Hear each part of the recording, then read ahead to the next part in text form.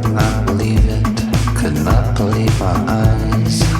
If you're a connoisseur of the UK indie scene, about as awkward a label to give yourself as Marmite expert, I'd like to think I could reasonably assume that Fat White Family's been a name that you've heard during the past bundle of years, and then potentially forgotten about. I just learned about them this year, after reading interviews from their number one fans, The Quietus. I can conclude that up until this point, their turbulent reputation never really met its match in their own music, unless you were watching a live performance on The Letterman Show, which built my expectations like a house that was never inhabited. Whether they're getting stark naked on stage or siphoning a cool tune out of a bass guitar, I was disappointed with how their infatuation with creating hysterical portraits out of the disgusting horrors of humanity didn't really translate to the tepid hypnagogic psyche of either Champagne Holocaust or Songs for Our Mothers, which is a shame given their controversial acts of political protest show that they definitely do care. I could count the number of memorable songs that they had written on 5 dirty fingers on the dashboard. They're outspoken Marxists, but they really tussle with fascist iconography and history to imprint its gruesome and abusive legacy on the forefronts of your minds, and also to fuck with your gag reflex a lot. They write songs about things that nobody should be writing shit about, but it's happening, and unfortunately you can't stop them. For a band that I'd started to believe had infectious live energy but a lack of it in the studio recordings, their latest and somehow best album is a record that is also fairly low energy. The majority of it are still those misty, psychedelic slow jams, and yet here we are. Surf's Up is a shockingly blissful and reclusive response to the hellish rancidness of Songs for Our Mothers. First important point, they are writing absolutely cracking songs now. Maybe it's the expansion of instrumental palette. The opening song alone is a hazy disco rock power tune, complete with Gregorian chant and the churn of symphonic swipes and swells. Oh Sebastian is a delicate chamber ballad. Kim's Sunsets just sounds like the balmy theme tune for a sunbathing vacation at a summer beach. A bloody polluted one, but a beach nonetheless. I would say that even though these tracks are ultimately more exciting than anything before, they still do need a good kick of chilly heat to let them, well, not become a bit dreary over time. Some of them also sound a little bit empty as well, asking for a more dense composition, but otherwise most songs on Surf's Up feel like a genuinely enchanting endeavour from a band that haven't exactly been the most obsessed with the glitz and glamour and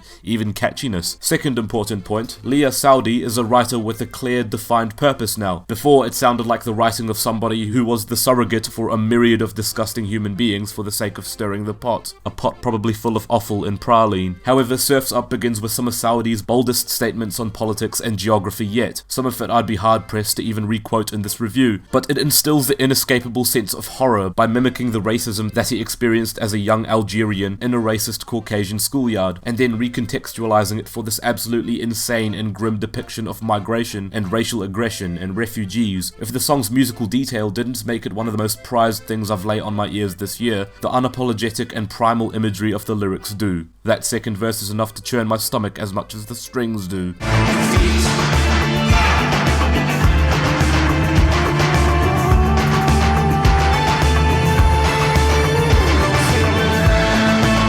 Thankfully, the album doesn't blow its load and forget to do anything else. The songs that follow are mystical and, to be honest, fun. The bitter screeching of the guitar at the end of the shockingly hopeful I Believe in Something Better is a cathartic exfoliation of the soul. My palms sweat profusely and my lips get dry.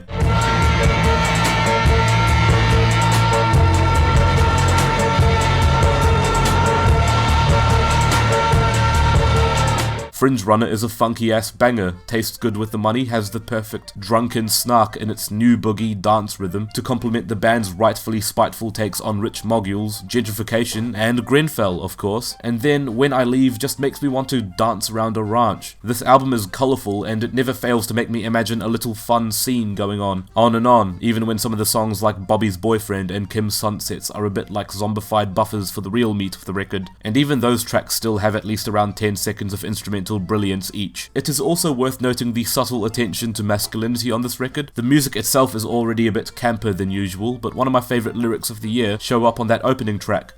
Baby beats his chest so that he can hide that soaring precipice that is passing on its pride.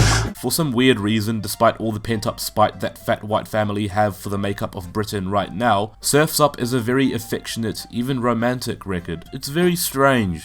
Okay, I won't pretend that I don't know the reason. Everyone has a goddamn soul. If this album is offering us feelings at last, it's with a side of chips and some sauce as well. In other words, it's got the flavour to make you want to lick your fingers afterwards. In other words, F-dub-F are known for being tasteless, but they sure are tasty.